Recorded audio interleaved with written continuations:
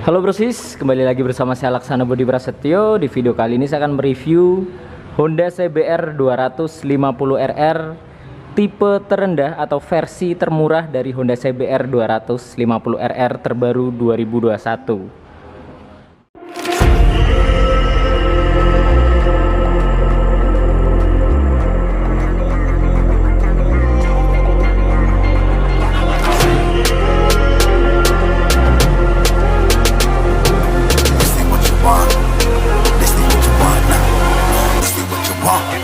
Alive can't put me in a box. I redefine any definition you got. I am the tiger, I'm making steps to the top. The flames, I whip it up, you just gotta hand me the rock. Take a seat, you cannot stand it. All I know, the flow harder than a Scotch bunny. Don't try study me, you cannot manage. This ain't what you want, bitch, I'm a fucking phenomenon.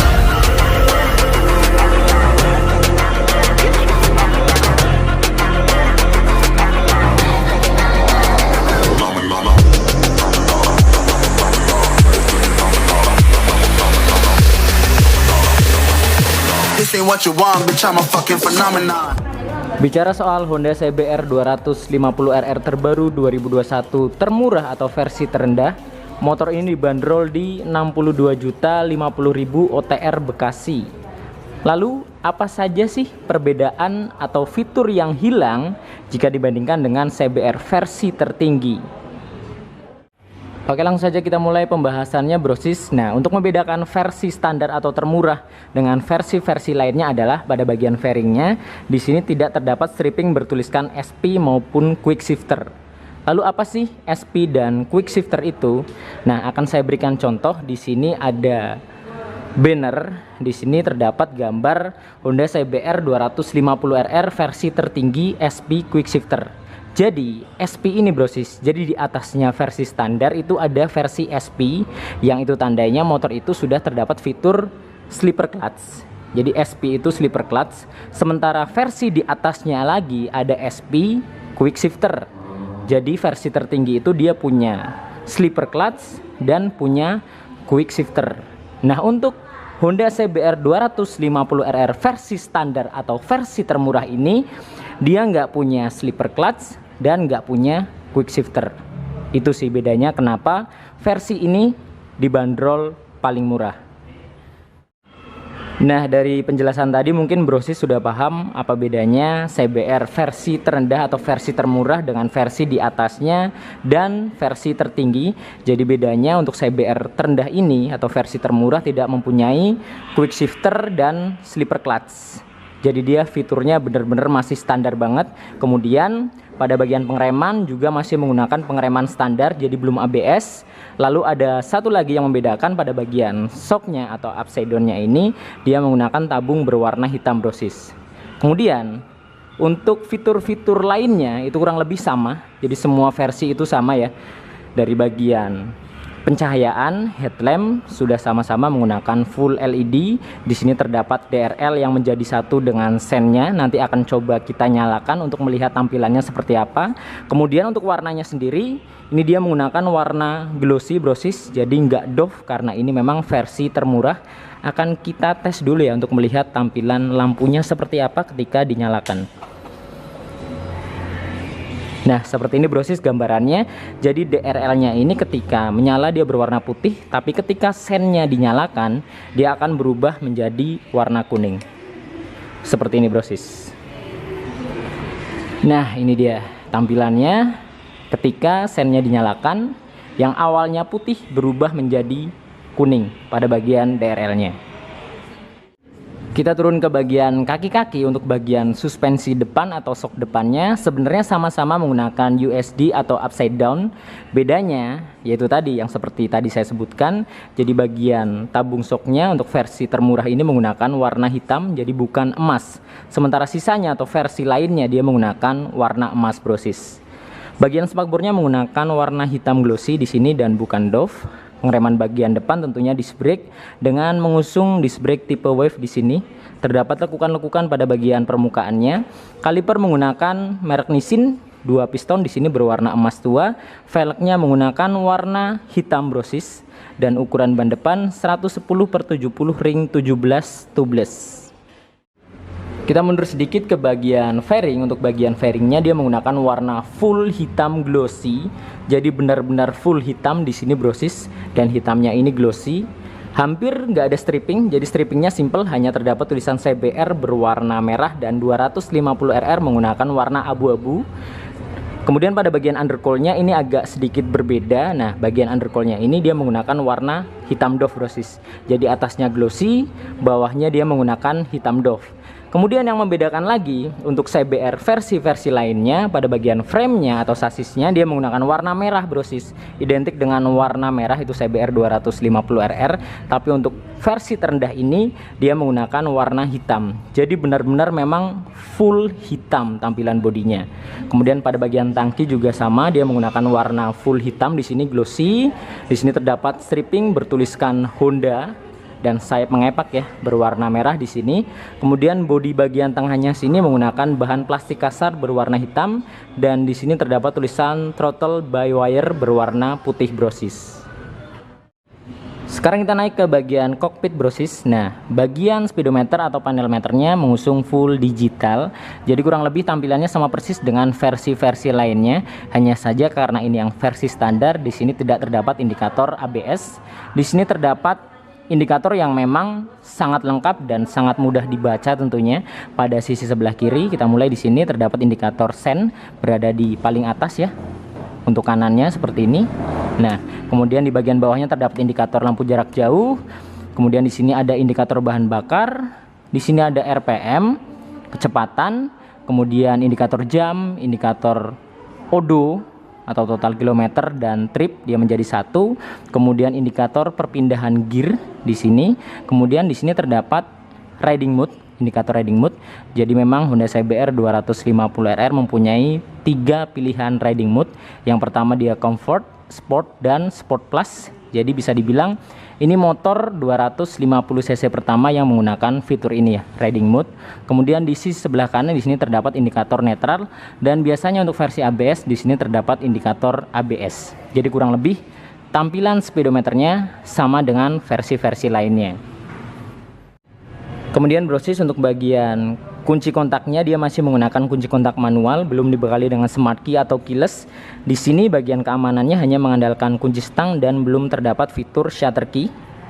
Nah, untuk bagian segitiga atasnya sini ini warnanya hitam doff dan tampak terlihat kekar ya memang ya di sini. Nah, untuk bagian tutup shocknya, bagian atasnya ini terdapat tulisan Showa dan warnanya sama biru. Untuk semua versi sama-sama biru, walaupun dia tabungnya warnanya emas atau hitam, bagian atasnya dia tetap biru brosis. Lanjut kita bahas beberapa tombol yang ada pada bagian stangnya. Di sisi stang sebelah kiri di sini terdapat riding mode depan sini ya. Kemudian di sini ada saklar, lampu jarak jauh dan jarak pendek yang menjadi satu dengan dimmernya atau lampu tembak. Di sini jadi satu dia. Kemudian ada tombol lap dan klakson. Sen berada di paling bawah. Sedangkan di sisi sebelah kanan terdapat tombol starter yang menjadi satu dengan engine cut. Jadi ketika ke atas dia engine cut-nya on, kemudian ke bawah, kemudian kita tekan lagi, dia akan otomatis menjadi starter. Dan di sini terdapat tulisan throttle by wire yang sering kali saya jelaskan. Jadi Honda CBR 250RR ini bagian gasnya udah nggak pakai kabel brosis, jadi pakai sensor ya. Dan ini mungkin motor 250 cc pertama yang menggunakan fitur ini ya, throttle by wire, nggak pakai kabel lagi. Keren sih. Kemudian brosis untuk tangki bahan bakarnya dapat menampung sebanyak 14,5 liter. Jadi ukurannya gede banget ya. Untuk sekelas motor sport 250 cc, gede banget ini tangkinya. Nah, untuk tangkinya sendiri di sini tidak dibalut dengan kondom atau cover. Jadi ini benar-benar asli besi tangki. Nah, hanya saja bagian luarnya ini pemanisnya dia menggunakan cover. Jadi hanya bagian luarnya saja ya. Dia menggunakan cover plastik yang memang bisa dilepas. Ini bagian cover plastiknya. Jadi tampak terlihat memang lebih kekar ya jika terpasang cover plastik seperti ini. Jadi tampilannya memang oke banget dan sporty sih. Kemudian bagian atasnya sini hingga ke bagian depan ini menggunakan bahan plastik juga berwarna hitam doff di sini, yang biasanya juga bisa kalian ganti menggunakan part-part karbon untuk mempermanis tampilan dari tangkinya sendiri.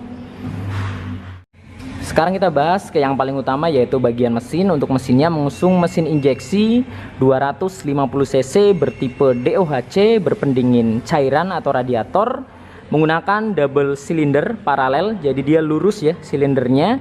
Kapasitas oli mesin 1,9 liter dan motor ini mempunyai 6 percepatan atau 6 perpindahan gear. Dan jika dilihat, ini bagian blok mesinnya tampak terlihat sangat padat brosis dan berisi ya. Keren banget sih, berotot banget. Di sini menggunakan paduan warna hitam dan warna silver brosis. Ini keren sih. Lanjut mundur lagi, nah ke bagian knalpot. Di bagian knalpotnya sini dia menggunakan double muffler, dan ini bisa dibilang motor 250 cc pertama Jepang yang ada di Indonesia menggunakan double muffler seperti ini. Seperti yang kita lihat biasanya seperti Ninja dan R25 dia menggunakan single muffler, tapi CBR 250RR ini menggunakan double muffler brosis. Di sini terdapat cover ya pada bagian depannya, ini menggunakan plat. Jadi bukan plastik, ini plat brosis. Kemudian pada bagian cover muffler belakangnya ini juga menggunakan bahan plat. Jadi memang full plat, di sini tidak terdapat plastik brosis. Di bagian tengahnya menggunakan warna hitam, depannya ini silver. Kemudian di sini juga terdapat end cap menggunakan bahan plat juga berwarna silver ya pada bagian ujungnya, yang semakin mempermanis tampilan knalpotnya sendiri. Dan di sini juga terdapat lubang-lubang, di sini ada 3 lubang yang juga membuat tampilannya lebih terlihat sangat sporty. Kemudian untuk bagian stepnya menggunakan warna silver brosis. Nah, untuk tampilan stepnya seperti ini, jadi ada klik ya di sini. Dan pada bagian permukaannya tidak dibalut dengan karet sehingga memberikan kesan yang sangat sporty. Begitu juga dengan step bagian depannya, sama-sama menggunakan warna silver. Kita naik lagi ke bagian joknya. Untuk jok depannya ini ukurannya sangat lebar dan cukup panjang, jadi space antara tangki dan jok belakangnya ini jauh banget. Jadi buat kalian yang mungkin badannya besar, tetap nyaman naik Honda CBR 250RR karena memang space joknya ini jauh banget brosis. Dan di sini bagian joknya dia menggunakan warna hitam, bahannya cukup empuk tentunya. Nah, untuk bagian jok belakangnya ini juga nggak kalah nyaman karena memang di sini juga panjang banget jok bagian belakangnya dan cukup lebar ya. Ya cukuplah untuk yang bonceng di belakang. Kemudian bagian bodi belakangnya ini menggunakan warna hitam glossy brosis di sini bagian depan sampai ke ujung belakangnya. Nah, di sini terdapat lubang di sini brosis. Untuk lubangnya sendiri dia terhubung dari bagian belakang sampai ke bagian depan. Jadi ini bablas ke belakang lubangnya ya. Nah, untuk bagian bawahnya seperti ini kurang lebih tampilannya. Jadi warnanya dia hitam ditarik ke bagian depan. Oke banget sih ya, tampilannya memang lekukan-lekukan dan sudut-sudutnya luar biasa. Kita lanjut bahas ke bagian kaki-kaki belakang. Untuk bagian armnya menggunakan bahan aluminium yang sangat kekar dan sangat oke banget menurut saya. Jadi tampak terlihat sangat padat dan bentuknya juga sporty banget ya bagian armnya, dan membuat saya gagal fokus ya emang sih bagian arm Honda CBR 250RR. Luar biasa. Hanya saja memang saya agak sedikit susah ngambil gambarnya bersih, soalnya space antara motor dan kaca ini udah deket banget ya. Jadi saya nggak bisa shoot dari sebelah kanan.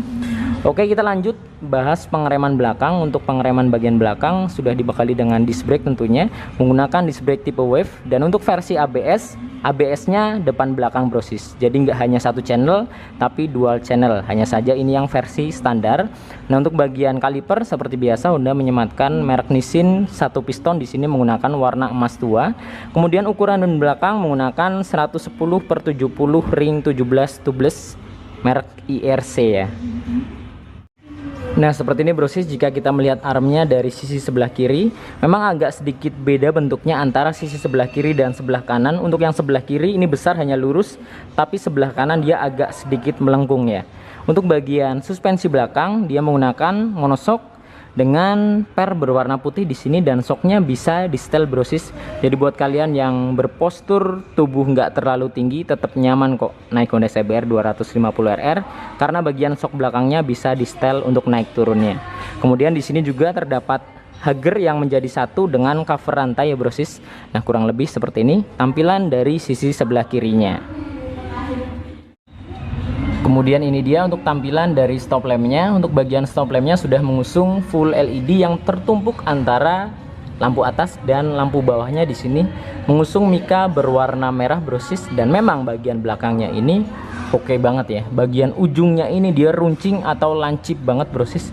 Di sini juga terdapat lekukan-lekukan dan sudut-sudut yang sangat tajam. Memang sangat luar biasa sih. Ini motor sport yang memang dimau oleh masyarakat Indonesia dengan tampilan yang sudut-sudutnya tajam dan lekukan-lekukannya oke banget. Lanjut ke bagian spakbor belakangnya, di sini terdapat plat sehingga memberikan kesan yang memang sangat sporty ya. Platnya ini dia berwarna silver. Untuk sennya posisinya terpisah dengan stopnya dan sama-sama menggunakan LED. Jadi dari segi pencahayaan sudah menggunakan full LED brosis. Kemudian lanjut ke bawah lagi, di sini terdapat mata kucing dan lampu senja yang berfungsi untuk menerangi bagian plat nomornya.